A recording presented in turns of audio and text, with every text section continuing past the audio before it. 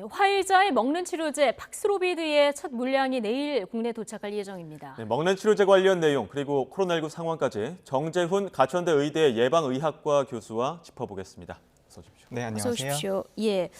화이자의 먹는 치료제 관련해서 오늘 당국이 구체적인 도입 계획 그리고 활용 방안 발표를 했는데 일단 우선 투약 대상자는 어떻게 정리가 됐습니까? 네, 이런 초기에 도입 물량이 부족한 경우에는 우선 투약 대상자를 선정한 것이 매우 중요합니다. 네. 가장 효과가 높은 대상을 선정하는 것이 중요한데요. 그 경우에는 이번에는 65세 이상의 기저질환이 있거나 면역력이 약해지신 분들을 대상으로 투여하는 것으로 결정이 되었습니다.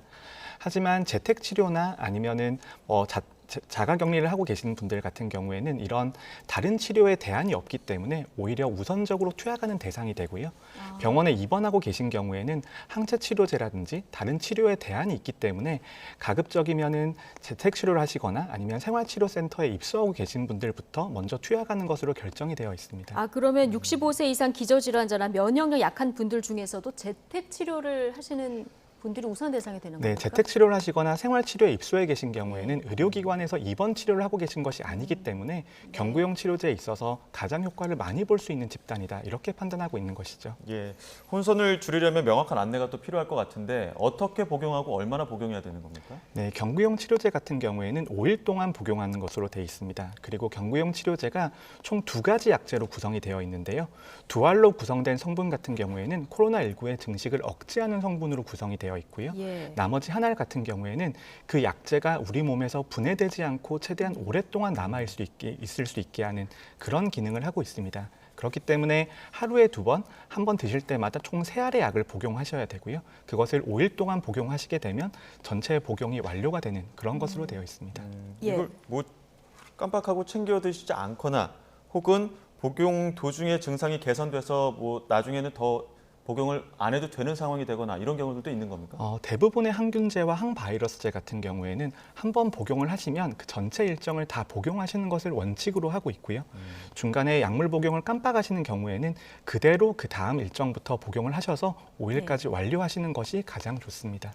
증상이 내가 좀 나아진 것 같다. 그래도 안 드시면 안 되고 받은 물량을 다 5일분을 다 먹어야 된다. 이런 얘기인데 자, 혹시 모를 부작용에 대한 걱정도 이제 처음 도입되다 보니 있는 것 같습니다. 근데 현재까지 알려진 바로 보면은 대부분 좀 경미한 수준으로 알려지고 있죠. 네, 지금 임상 3상 시험이 완료가 되어 있는 단계이고요. 이 3상 시험의 데이터를 보면 실제 약을 복용하신 분과 위약을 복용하신 분 사이에서의 이상 반응 사이에서의 발생률 차이가 관찰되진 않았습니다. 그렇기 때문에 중대한 정도의 이상 반응이 있다라고 판단하기는 어려운 상태인데요. 네. 하지만 우리가 이번에 백신에서 보듯이 매우 많은 분들에게 투약되었을 때는 잠재적으로 매우 드문 이상 반응의 발생 가능성은 있습니다. 그렇기 때문에 앞으로 모니터링 체계라든지 아니면 이상 반응에 대한 신고 체계 같은 것들을 잘 갖추는 게 매우 중요하겠습니다. 예, 복용 대상에서도 뭐 임신부라든지 혹은 기저질환 있으신 분들은 조금 더 주의를 하고 드셔야 될 것 같은데 이런 기준이 있습니까? 네, 이런 긴급 승인 약물 같은 경우에는 투약 기준은 명백합니다. 투약을 했을 때 얻을 수 있는 이익이 잠재적인 피해를 상회할 경우에는 투약을 하는 것으로 되어 있거든요. 그래서 임산부 같은 경우에도 임산부 자체의 기저질환이 심하거나 아니면 증상의 악화 가능성이 있다라면은 투약이 가능한 것으로 판단이 되어 있습니다. 네. 그리고 기저질환이 있는 분들도 이 약제가 새로 나온 약제인 만큼 여러 가지 특히 신장질환이라든지 간질환이 있으신 분들은 약물 대사에 있어서 문제가 있을 가능성이 있습니다만 그것보다 코로나19에 감염되었을 때 중증으로 진행될 위험이 더 크다고 임상 현장에서 판단이 된다라면 그런 것들은 충분히 투약이 가능한 상황이고요. 그리고 신장질환이 있을 경우에는 약물의 농도 조절도 어느 정도 가능한 그런 지침이 나가 있습니다. 예. 자, 이게 증상이 나타나고 닷새 안에 복용을 해야 효과가 큰 이런 상황이다 보니까 진단해서 배송받고 그리고 투약하는 데까지 굉장히 신속하게 진행이 돼야 될 것 같은데요. 네, 이 약제가 다른 약제와 다른 점이 증상 발현하고 5일 이내에 복용해야지 완전한 효과를 누릴 수 있다는 것입니다. 다른 말로는 5일 이내에 환자를 발견하지 못한다면 이 약제의 의미가 떨어진다는 것이거든요. 네.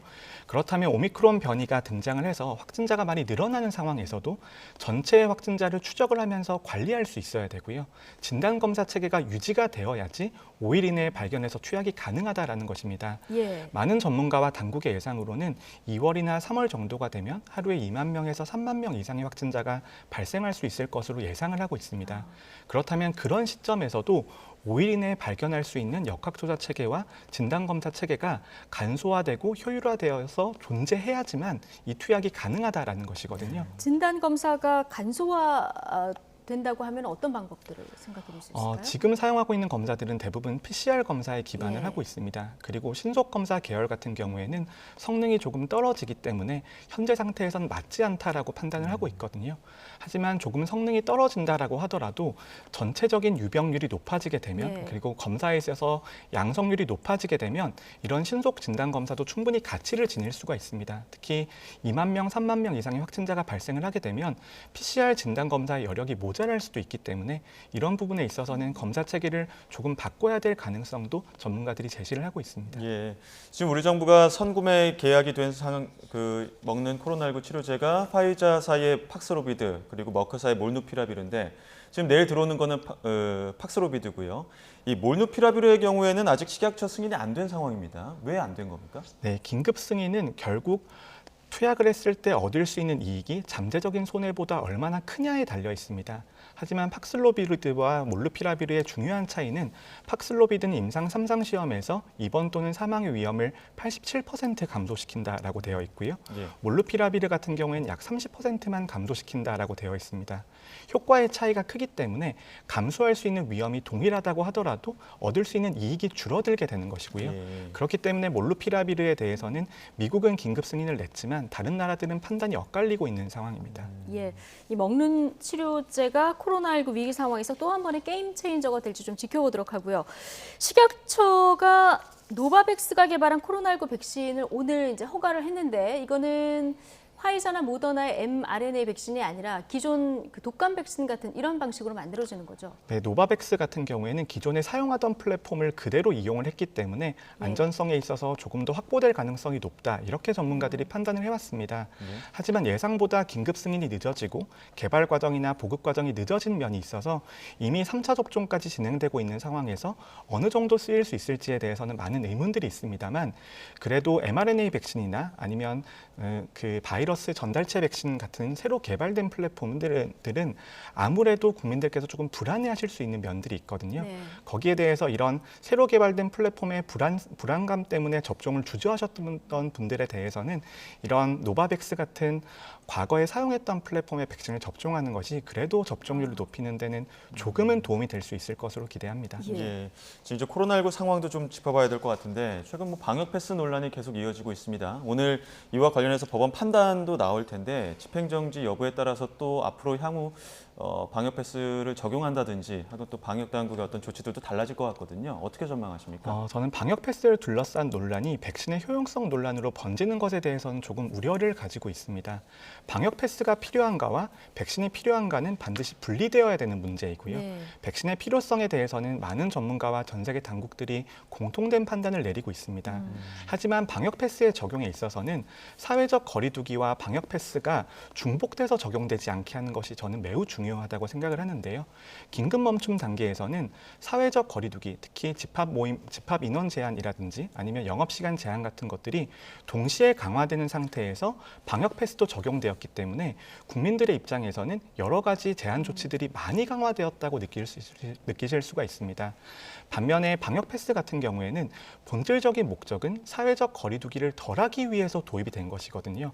그렇기 때문에 사회적 거리두기를 조금 줄여가는 방향으로 적용을 하면서 예. 방역 패스의 적용을 늘린다면 그것은 국민들의 수용성이 있을 것이라고 봅니다만 예. 지금의 상황에서는 모든 방역 조치가 다 동시에 강화가 되는 상황이라서 국민들께서 조금 힘들어하신다고 생각합니다. 예.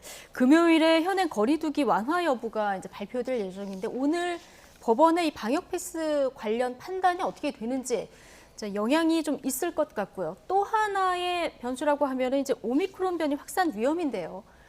이 거리두기 금요일날 발표 내용 어떻게 하는 게 맞다고 보십니까? 현재 많은 전문가와 당국에서는 오미크론 변이가 3월 정도가 되면 매우 심각할 정도로 유행할 것이라는 것을 동시에 예상을 하고 있습니다. 네. 특히 1월 말 정도가 되면 오미크론 변이가 우리나라에서도 우세종이 될 수 있다라는 가능성도 제기가 되어 있거든요. 그렇다면 지금의 방역 조치가 최대한 점진적으로 완화가 되어야지 오미크론에 대응할 준비 시간이 있는 겁니다. 예. 특히 의료 체계 개편이라든지 추가 접종 같은 것들이 것들이 진행이 되어야지 오미크론에 대응할 역량이 있기 때문에 저는 그래도 완화가 된다라고 하더라도 매우 점진적으로 완화가 될 것으로 예상을 합니다. 예, 예. 지금 영국에서 보면 오미크론 변이 바이러스가 이 부스터샷을 맞아도 2달 반이면 방어력이 감소한다 이런 얘기가 나오고 있거든요. 그러다 보니까 4차 접종도 필요하다는 얘기 나오는데 이 부분 어떻게 보십니까? 네, 저는 3차 접종의 필요성은 매우 중요하다고 생각을 합니다. 특히 3차 접종을 할 경우에는 유증상 감염 예방 효과도 오미크론 변이에 대해서 거의 3달 정도는 유지가 되고 거기에 더해서 중증화 예방 효과도 매우 길게 유지가 되기 때문에 3회 접종의 효과는 명백합니다만 4회 접종에 있어서는 저는 한 번쯤은 백신의 업데이트가 필요하다고 생각을 합니다. 네. 4회차 접종에 있어서는 오미크론의 유전체 염기 서열에 맞춘 그런 새로운 업데이트 백신이 도입이 된다라면 전체적인 대응 역량이 높아질 것으로 보이기 때문에 저는 4회 접종은 시행을 한다라고 하더라도 업데이트된 백신으로 반드시 해야 된다고 봅니다. 예. 자, 교수님. 그 확진자 수 가운데 최근 해외 유입 확진자 수가 늘어나고 있고 오늘 최대치를 기록한 이런 상황입니다. 자, 정부도 입국자 관리를 강화해서 72시간 내에 PCR 검사를 해서 이 증명서를 내도록 했는데 이 정도 조치면 충분할까요? 과거에는 다른 변이 바이러스가 유행했을 때에는 입국 제한 조치라든지 조금 더 강도 높은 조치들이 시행되었습니다.